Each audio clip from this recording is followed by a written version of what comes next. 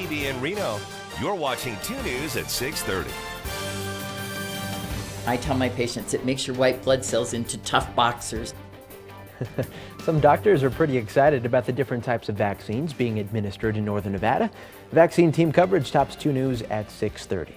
Good evening, everyone. I'm Ryan Canada. And I'm Kristen Remington. Glad you can be with us. There are more vaccination options now for seniors this weekend. Northern Nevada Medical Center is giving out doses of the Janssen vaccine, also known as the Johnson & Johnson vaccine. That's tomorrow at its Kitsky Clinic. Now, officials say this will be one of the first hospital-sponsored events to use the newly approved single-dose vaccine.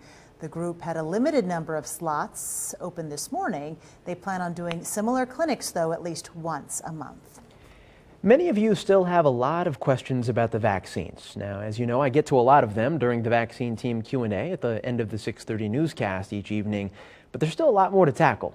Jefferson Tyler found those answers to some of those questions today. He's live in front of the Northern Nevada Medical Center to tell us more. Jefferson. Well, you can't choose which vaccine you're going to get, so it's important that you're as educated as you can be about each of the different types. Now, the newest shot is actually quicker than both Pfizer and the Moderna in several ways. At least that's what a doctor told us today.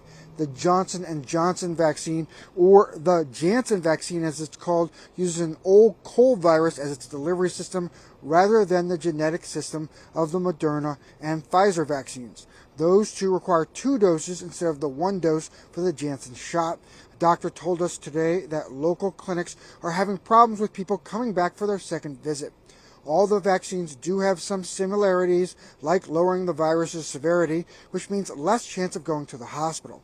Possible side effects are similar in some cases as well, like being tired and feeling like you have a cold.